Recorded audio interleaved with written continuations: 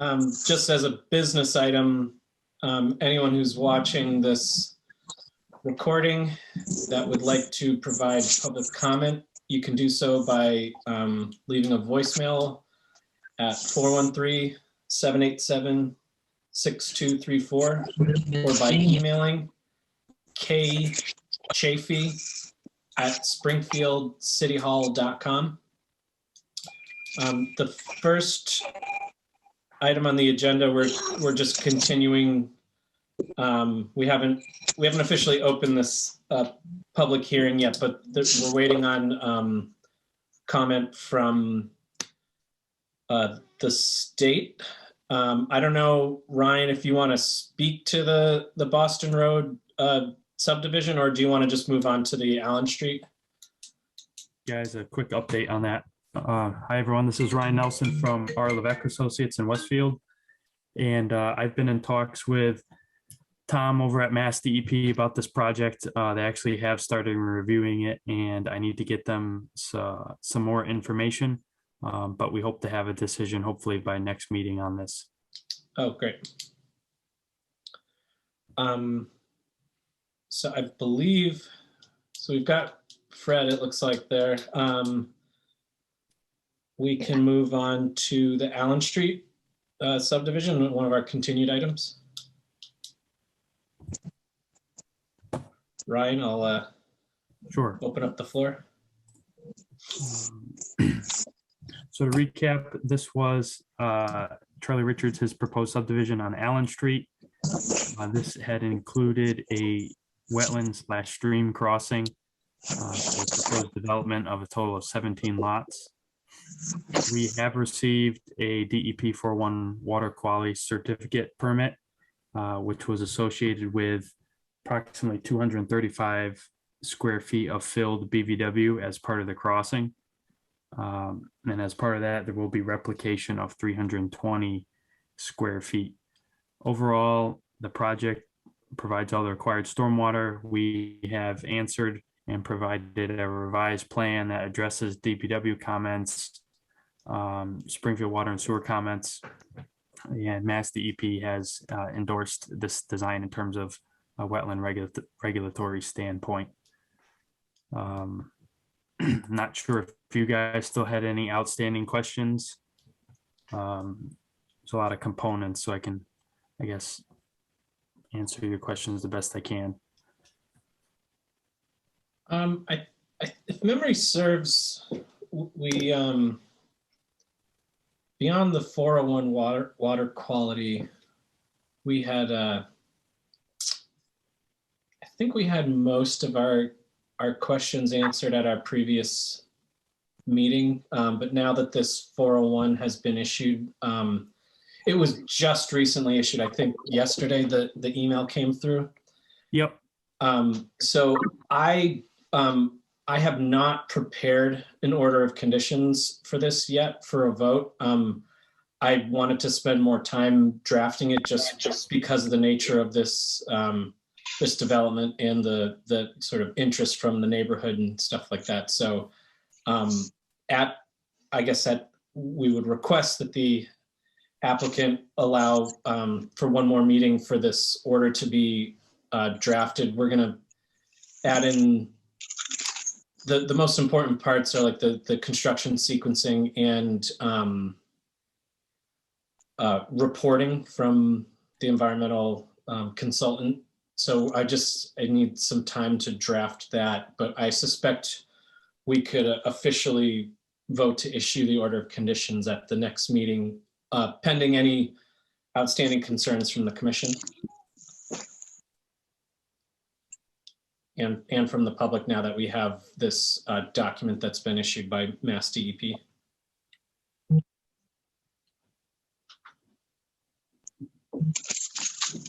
And that could be done at our next meeting, right? Correct. There's a 21-day appeal period, I think, anyways, for the state permit. So we could get this in and issued, within that window. Ryan, is that amenable from the applicant? Yes, that sounds reasonable to us. Yep. Okay. So I guess what we'd be entertaining this evening is a continuance. A vote to continue. So does somebody want to make a motion to continue the Allen Street subdivision? I'll make a motion to continue the Allen Street subdivision. Second? I'll second. All right, I'll, Ryan, if you wouldn't mind, could you take us out of the screen share? All right, I'll just do a roll call from how everyone is appearing on my screen. Fred? Yes. Peter? Yes. Juanita? Yes. Clarence? Yes. All right, so we'll continue that. I'll get the order drafted up. And if you, Ryan, if you're interested and you want to take a look at it between now and then, we can. Otherwise, we'll, at our next meeting, we'll present it and put it to a vote. Okay, excellent. Thank you all for your time. All right, thank you.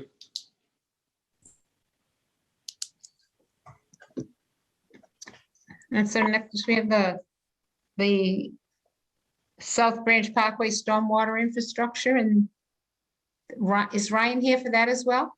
Nope. No. There's a couple other folks here that are, and I will open it up. I don't know if Peter, if you want to start, or if either of the folks working on it would like to.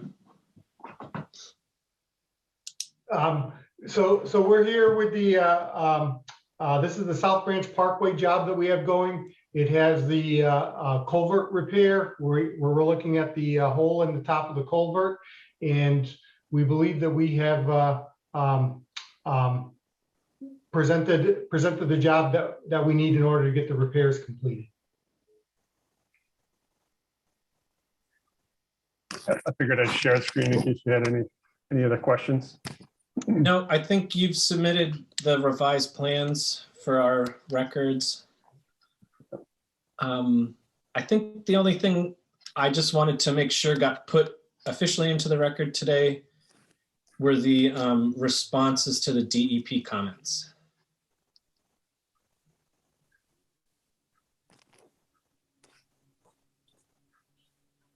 Did you want us to share those or could you at least just go item by item so that it's in the record and just, Sure, you know, sure. you can do a brief Yeah, response to it. let me just pull it up. Thanks, Jess. Okay. Are you able to see my screen here with the comment Yeah. response? Great. Yes. Wonderful. So the first one was that the applicant did not sign the WPA Form 3. That is correct. They did not sign it at the time of submittal, but that has since been addressed and the signed form has been forwarded to the commission. In terms of the second, there appears to be an order of conditions file number 2940587. And if you don't, I don't know if just sharing them or for me to read them, just let me know. I'm happy to do either, but You can keep it, you know, concise. You don't Sure. have to read it word sure. for So word. sure, absolutely. So there was the concern about dual notices, that there was a previous order of conditions for a separate project that did not receive or apply for a certificate of compliance. That was also addressed with the city. Peter Shumway from DPW discussed this. I guess this was done by this previous notice was done by the park department. It was for an entirely separate type of work. This is work on, you know, stormwater management infrastructure. That was for park improvements. So my understanding is that the applicant is requesting to move forward with the entirely separate set of work to maintain critical public infrastructure without having to close out a separate applicant's item. In terms of the bordering land subject to flooding, we reviewed the most recent National Flood Insurance Program data, which is based on the available firm data from information from NFIP. Since NFIP data is available, the second portion of 310 CMR 10 0.572A3 is not applicable and the project is not within bordering land subject to flooding. To my understanding, it hasn't been regulated as such, the detention basin area where they're proposing excavation of material. In terms of the project qualifying or not as a limited project, you know, I guess the summary to that would be that this is very outdated infrastructure. So whereas there are multiple items being proposed at this time, it's to bring the system up to meet the current demand. So it is maintenance. It is something that needs to occur to the existing system, you know, in order for it to meet the current demand, because the area has seen significant growth since the 1930s. And then in terms of the applicant should provide supporting evidence that the stormwater retention basin is not considered jurisdictional. The Department of Public Works sent over some documentation that this was constructed in 2001. Maintenance has been done to the basin prior, including removal of excess sediment, vegetation, other small measures to maintain the area. It's a man-made structure. It hasn't been regulated as a wetland resource prior.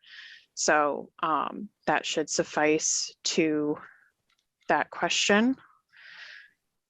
And this wasn't exactly a response to the DEP questions, but I did say that I would provide the updated table for your reference. So I've highlighted the two updated, the permanent impacts to the 50-foot buffer zone and permanent impacts to the 100-foot buffer zone. I took this table out of the notice of intent, updated it for your records to represent the plans that were filed after the fact with the slight increase in impacts. Thank you for putting that together. Sure.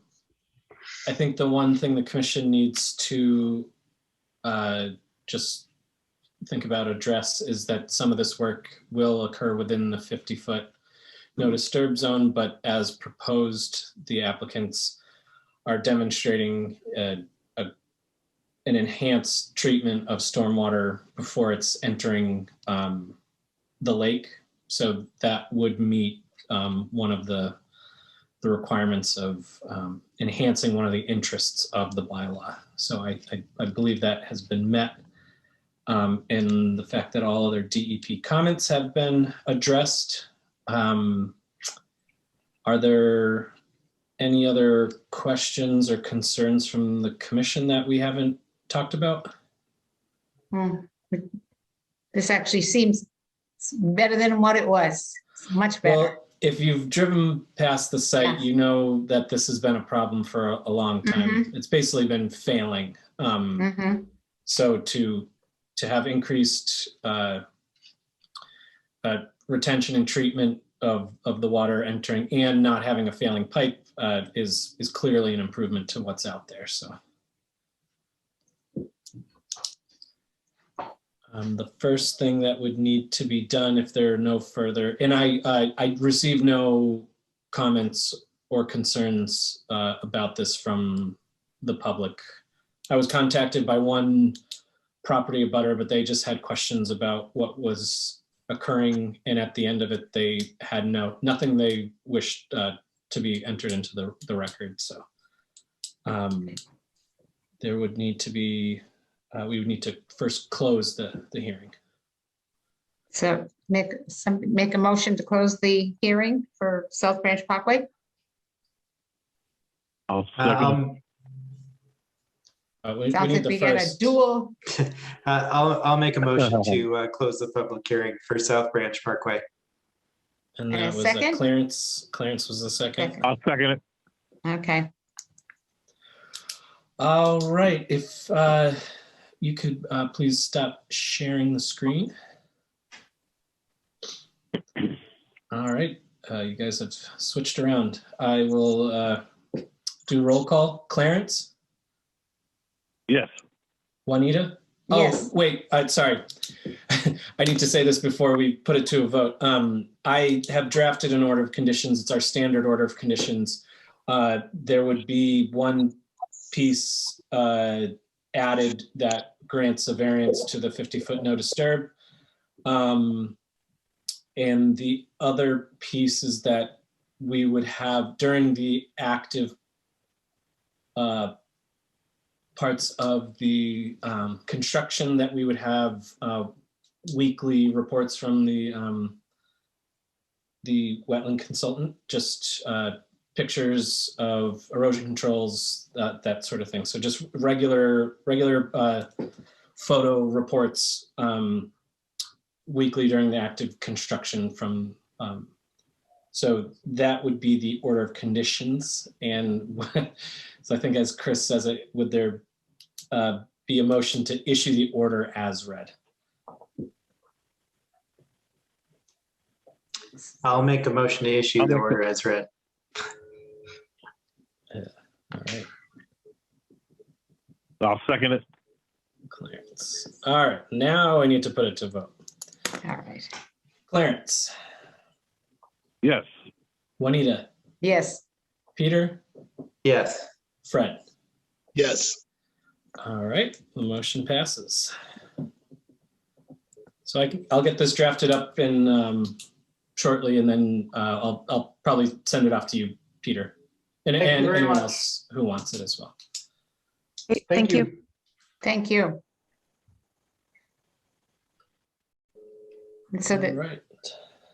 the certificate of compliance for 355 Berkshire Avenue? Berkshire Avenue. Yeah, this is a really old order of conditions. It's the, I guess, former, is it Malta Flower Supply? If you know that place on Berkshire Ave, kind of near, what's the intersection there? Berkshire and Bay. Thank you. That's the building. They must be selling the property. It's a very old order of conditions. So it's one of those ones that we just, for whatever reason, at the time of the development, they never got a certificate of compliance. So I'm suggesting to the commission that, based upon my review and the history of the site, that the commission issue a complete certificate of compliance for this project. So would somebody like to vote on that? I mean, I'll make a motion to you issue should a make a motion. complete rather. certificate of compliance for this project in Berkshire. Somebody second? I'll second it. I'll second it. All right, I will do the roll call. Clarence, Yes. Juanita, Yes. Peter, Yes. Fred. Yes. All right, that leads us to our final presentation. I'll open up the floor to Liz Stevens to talk about McKnight Glen.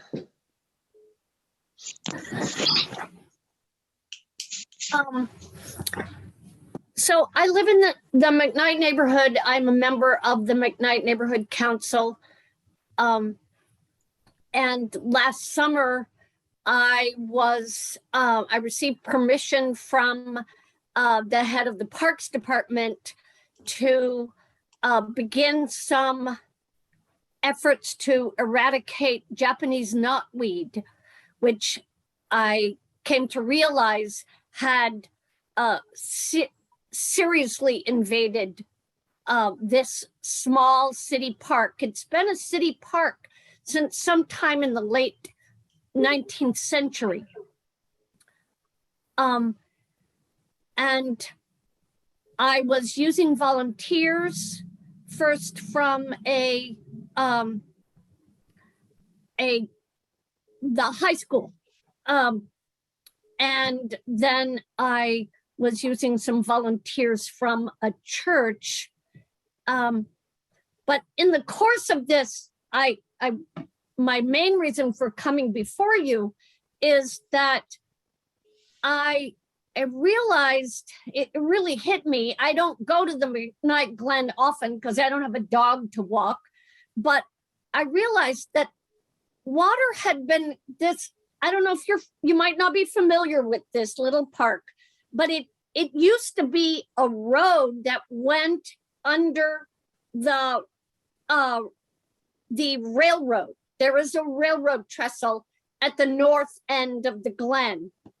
And so there is a paved road from Clarendon. It kind of makes a U-turn from Clarendon. It goes north and then it comes close to the railroad trestle. It curves around and then makes a really sharp turn to go up out of this depression. That's what the McKnight Glen kind of is. And onto Cornell Street. And I can't say what has caused this, but water runs over the road, and it probably has for a couple of years. So there's a little stream that runs in the middle of this little park. And water runs over the road. And in the wintertime, there is ice over the road. And people know I know someone in my neighborhood who remembers driving on Glen Road, but it has been closed off from any vehicle. So it's just pedestrian traffic, people walking their dogs, pushing a stroller with a baby in it. But for the last several years at the north end, it has been ice over the road, this asphalt road that's there. And which seems kind of a dangerous thing for to have in an area where people are going to be walking. And I contacted Kevin Chafee to come and look at it. He then contacted Pat Sullivan, saying that, yes, he thought that there was something preventing the water from just continuing under the road. And so some work was done at some point during the summer at the very end of this wetlands area and this little stream. There was a big giant square opening, and you could see that water was coming from the south end of this square and going into a culvert that goes under the road. And then I could go to the other side of the road and see where the water was coming out. But that's all that was ever done. And now that square opening is simply filled with water. And I have knowledge about many things, but plumbing and culverts is not part of it. But I've lived in my neighborhood since 1986, and I've walked down there on plenty of occasions. And it's only been in the last 3 or 4 years that this road was covered with ice in the wintertime, and that water is all year round running over the road. So the work got started. At some point, I emailed Pat Sullivan to ask if they had finished, because it didn't look finished. And he said, no, they hadn't finished. But I think they haven't continued. And I think they have not solved the problem. It makes me think of the entrance road at Forest Park, that culvert that they recently replaced. It's probably, if you're saying this park dates back that far, it's probably very old infrastructure. And if you've been going to it for many years and that was never a regular problem, it suggests to me that even though they found, because when I went out, when you had asked me, I think it was it must have been, I don't think it was this winter, it might have even been last winter. I think it was March of last year. But it was completely submerged and just a block of ice. So I couldn't even see the structure that you can see when it's in low flow. So if you can find the upper end and the lower end, but when, like right now, spring thaw and everything, again, we're not experts necessarily either, but it suggests to me that that is partially failed, either completely blocked in the middle, but like water can still seep through it, or it's just failed. And that's the reason I brought up the Forest Park one. Was over the years, they knew in certain respects that it was failing, but it was still letting water go through. And then all of a sudden it had basically just like almost crushed in the middle of it. So the area behind it and the road turned into a dam when it certainly wasn't designed to be. And the water almost overtopped the road, which is very much larger than what you're talking about. But you know, when a road is functioning as a dam when it was not designed to be, that's clearly not a good situation. So I think, yeah, no. Go ahead. What is that? Is that a stream? Where does it go? Do you know anything about the hydrology there? I'm trying to think of where it actually originates, if it's a seep or if it's a stormwater pipe. Would you know, Liz? Well, I don't really know. I know that at the south end of the park, and this whole park, the houses, you know, are at a much higher elevation, and then the sides of the park go down. And at the south end of the park, there's a little pond, which you can't see anymore. It used to have cattails in it. Now it has Phragmites growing in it. And so that flows north. And maybe it's stormwater runoff. There's always been a stream in there, in this park. Yeah. And there's a little path that goes down and some boulders, kind of about a third of the way from the south end, some boulders in the stream. And so you can walk across it and go up the other side. And then at the north end, at some point, maybe 10 or 15 years ago, some trees fell over and they created kind of a situation in which that stream really, it just totally spread wide across the base of this area.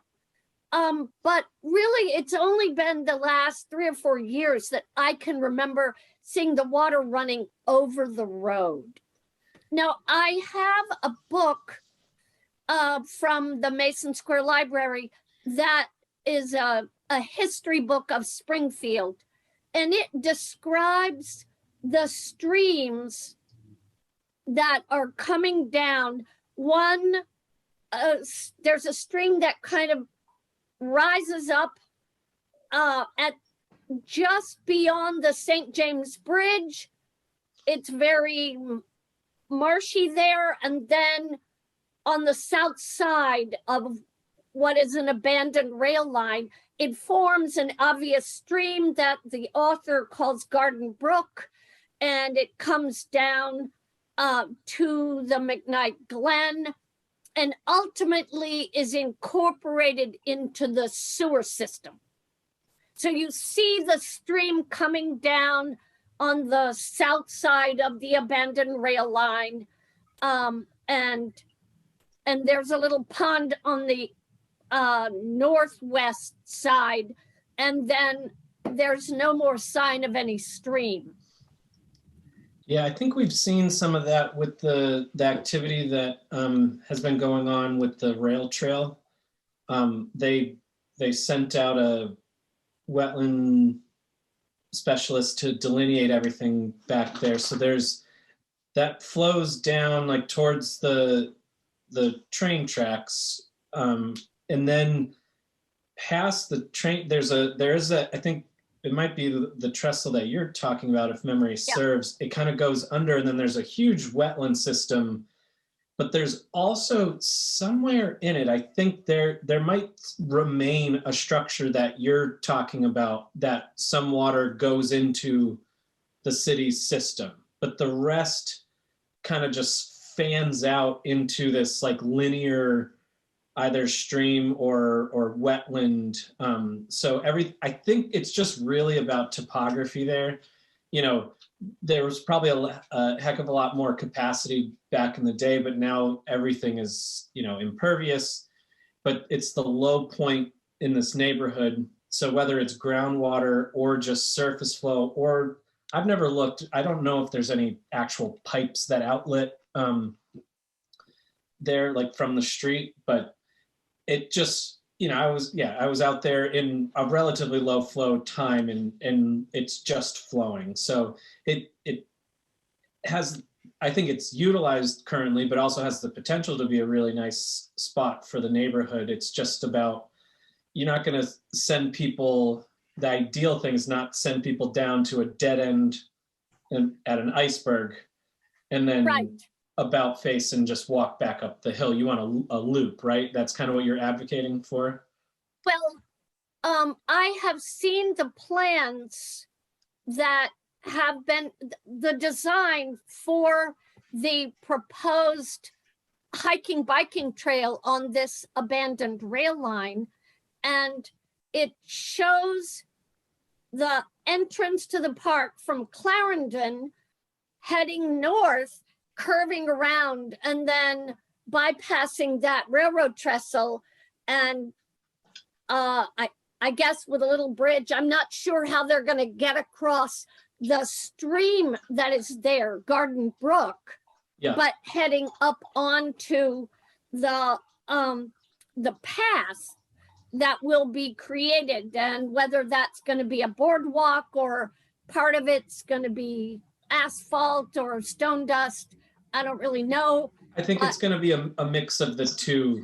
Where it's wetland, it'll be like a boardwalk, like an elevated boardwalk. Where it's not wetland, it'll be a formal like road almost. On the east side, so this U-shaped road that kind of starts on the west side, comes around near the railroad trestle, and then comes back, and then turns up and goes uphill to Cornell Street. I could be totally mistaken, but I got the impression from a meeting last November, seeing the design, that paved section would be eliminated. Yeah, I guess I don't know off the top of my head. I've seen, kind of like you, I've seen presentations over time. I don't have it all off the top of my head. And are you talking about presentations from the park department? It's actually coming out of DPW. Okay. DPW heads up this project now, and we have not, the 25% design has not been formally presented by DPW, and Mass DOT, but at the request of members of the neighborhood, the council arranged a meeting with the help of Focus Springfield last November. And we had rail trail advocate Craig De La Pena spoke about rail trails in general and the work on this one. And then Chris Signoli talked about the project, and then the designer from, it's out of my head, it'll come back. He showed the design and talked about what it was going to be like. And someone from the CPA committee shared with me an electronic copy of the design, which I printed out and I have looked at it, and it looks like it gets rid of part of that paved road. And then who's financing this? The design of the trail has been financed by a CPA grant to the McKnight Council and several trail grants that DPW received. Yeah, I think it was part of a bigger pot of money that they went after from the Yeah, state. because I know the CPA money, but I knew there has to be more money. Yeah, there's more money. But that was in the hands of DPW. Okay. So I guess going back to your immediate concerns about the road, were you just wanting to make the commission aware of it, or do you have a request, or is there anything you can envision that we help kind of move this along since it is a park property? Well, I'm hoping that you can move the repair work along. This, the rail trail is scheduled to be built. It was fall of 2023. That may be put off for the next year or two after that. And I'm concerned that it makes it a challenge for people to walk through this park because that it's wet, and then in the wintertime, it's ice. And I'd like the repairs to continue. I don't think it was reported to anyone by any city agency, by anyone, until I reported it. Okay. And well, I think, yeah, I mean, that's the trick of it is we need to coordinate. We can advocate as much as we'd like, but ultimately, you know, I wonder if, although of course this year it's probably too late, but is this the potential for a CPA type grant, unless there's other fun, because my thought is ideally it would just be find a way to clear out the culvert. If that's all it is just a blocked culvert, you know, on paper that's simple. The actual clearing out the culvert, I don't have the expertise for what that would entail. I know DPW has that, but because this is like kind of like a smaller one that may or may not be able to get equipment right up next to it, that's another. oh yeah, that I'm sure that's challenging. Yeah. So then the alternative, if it's worst case that it's a failed culvert, that becomes a pretty significant, I don't need to tell you, that becomes a significant project where it's planning, design, permitting, that sort of thing. So I'm just trying to envision how we can advocate. I don't think that, I'm sure that part hasn't been addressed with this 25% design of the rail trail, because they're doing kind of simple connections to it. Their focus is on the rail corridor Upper itself. level. Yes. Because to be able to get permitted through the pretty extensive wetlands that are there, their design, I think, has to be a bit more expensive with having it elevated to not impact the wetlands. It has to be, you know, elevated with piers and allow sunlight to go through. So I know that piece, I think, you know, the cost of it has increased. So I'm sure that's not even an avenue we should look at, is trying to get what you're presenting on as a part of that. So the next piece is, all right, how do we, as a city, how do we get this project done? So maybe we can just keep, I don't mind being on an email or maybe more more useful as a meeting? Would you think that would be something you would want to do with parks, and I can attend and maybe have either Chris or someone else from the commission attend, or I want to make sure we don't just end our meeting and then nothing happens after that. I want to make sure we're listening to what you're hoping for, Liz. Liz, I haven't, we won't, for another couple of weeks, we won't see the applications that have come in for the CPA, but have you submitted?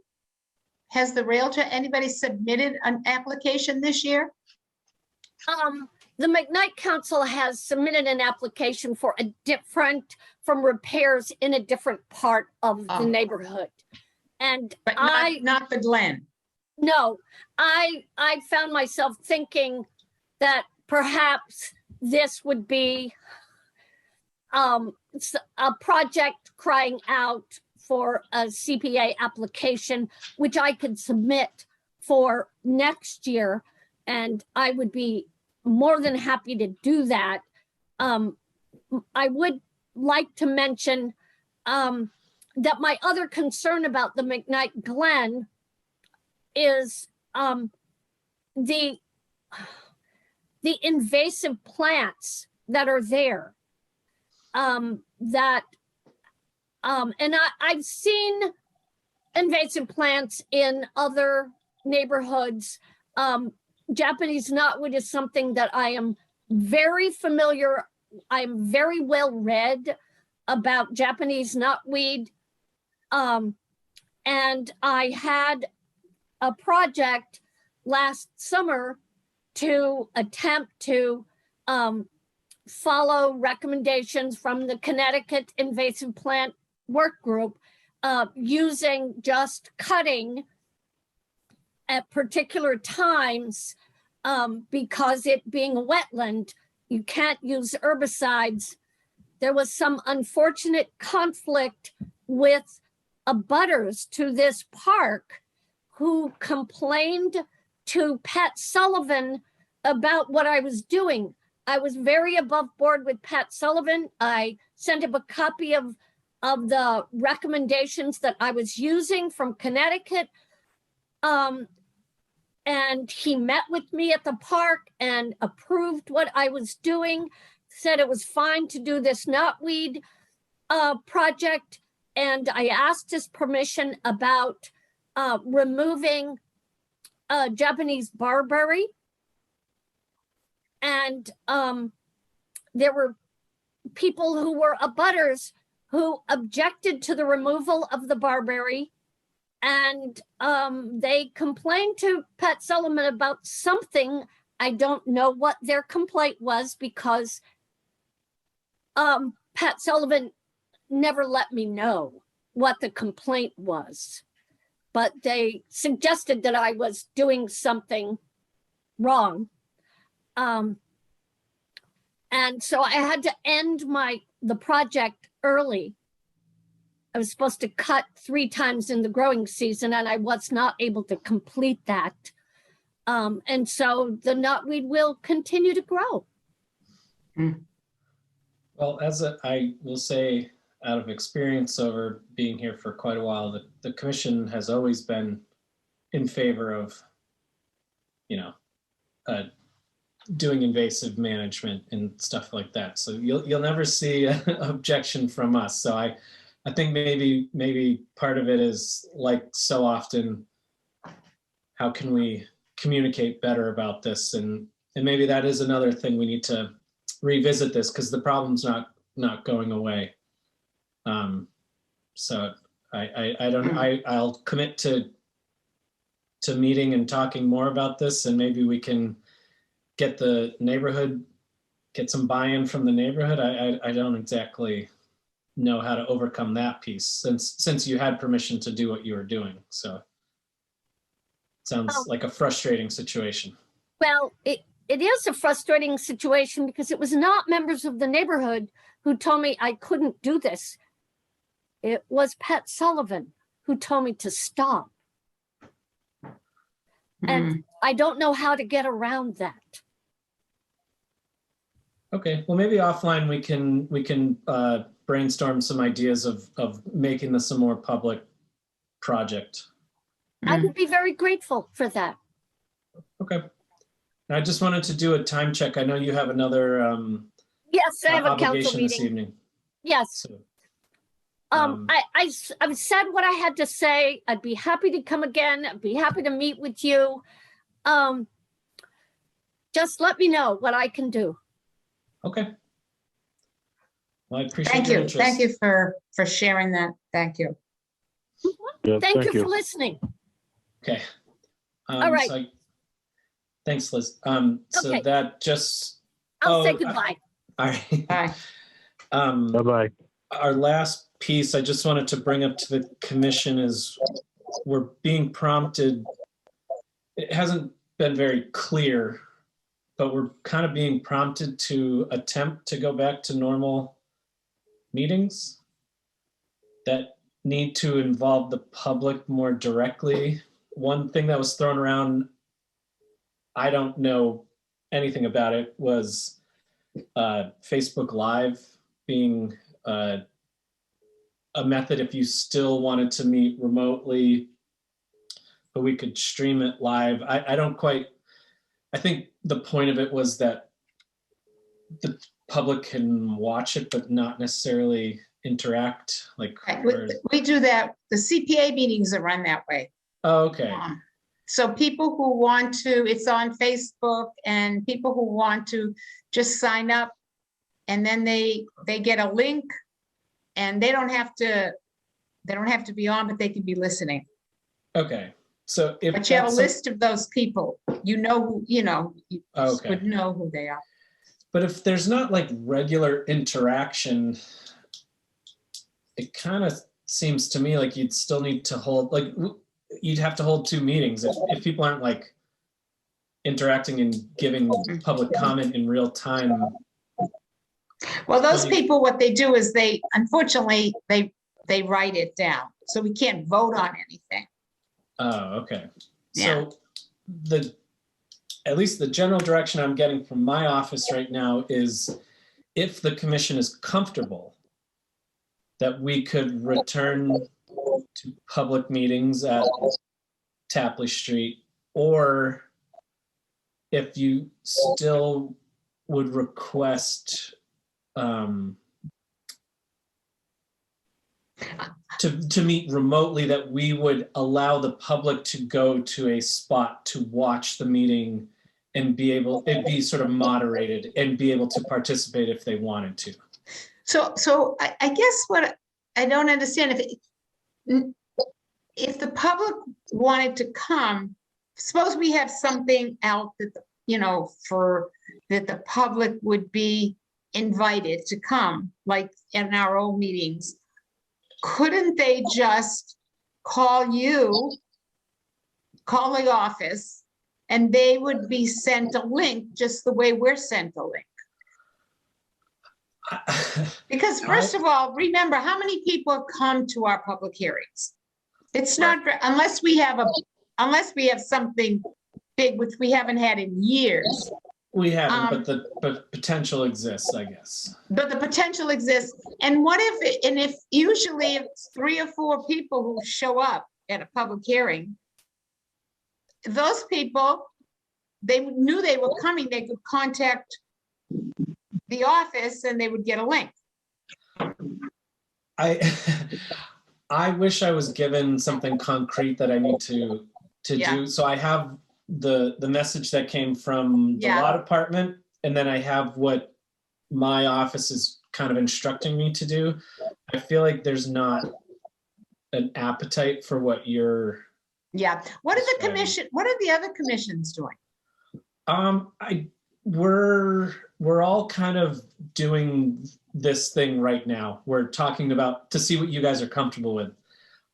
If you're not comfortable with in-person meetings, we will accommodate you. But it sounds like it's kind of like we're going to take a bit of direction from you, but also see how other groups are doing it. I think City Council is potentially returning to in-person in April. Mhm. I know that the school department has been meeting in person, but without the public present. Right, they're not meeting with the public. So they are in person, but they're not meeting with the public. We could, since realistically most of our meetings are small, we could meet at the conference room at Tapley Street. If people wanted to require masks, I think we have that ability to do so. Mhm. Or to limit the amount of people that are in that room. If you're the item you're there to listen to, Right. we have you wait outside, and then we do an exchange of who comes in, who doesn't. And also if we could have that room and there was an issue, I mean, the doors are there. We could open those doors in the front. Yeah, and the I room's mean, the warm fairly weather's big. coming, we could open those doors. Yeah, so tonight, like the amount of people we had, even if that was too much, we could have just had, a couple folks sitting outside, the rest in that room spread out. Mhm. So I think How does If I had to- everybody else here feel? yeah, that's important. Are you? For me, no, it doesn't matter. I can come there, or as long as there's like you guys said, there's some rules in place for how many people in the room and all. Yeah, and we can figure that out. Yeah. Yeah, I think more or less if the public is coming in, we'll end up with I don't want to wear a mask. I'm not going to wear a mask. I'll wear a Oh, mask. that would have to be mandatory. Right. So I think that if, we would make the decision, okay, if the public comes in, we'll wear our masks. Therefore, we don't have to fight with the public. Yeah, And then agree scenario by scenario. If this is if South Branch is there, then South Branch is inside with us, and then we'll wait on Allen Street. We'll wait outside, and you know what I mean? Yep. And then when South Branch is done, Allen Street can come in. And then that way, I believe everyone's safe, and it shouldn't be no argument. And to your point, Fred, the mask mandate has been lifted in the city. So I said that without even really thinking about okay, yeah, you can come in this building without your mask on, but you can't enter this room without your mask. So if the commission is comfortable, if they're with wearing a mask during it, then that might kind of solve that conflict that you're talking about. I know the mask mandate is, it's been lifted, but you could still for a particular meeting, you can still require it, can't you? Just like stores can require it. That's true. We're in a public building. I haven't looked into that. I can ask about that. Mm. I think that you can ask, but you can't enforce. So the stores that are doing it, they're having their employees wear masks. There are stores that'll say, I've been to stores where it says you can't enter without a mask. Wow. And but they have the right to do that because it's their own store. For a private. Yeah. Yeah, I guess you can ask kind of a lot of things if it's your own property. I mean, I didn't know about, it would be interesting to know about the city, Yeah, and that's one of the things I'm frustrated about is that we have not been given guidance. So I'm right. This was really just a beginning of a conversation. So it sounds like in general, in one form or another, as long as we have boundaries set and some rules set, that you wouldn't mind coming in. Peter, I don't know if you have a feeling. Yeah, no, I'm fine with going in, sitting in. So I have to do some more work. You've had questions I couldn't answer. So,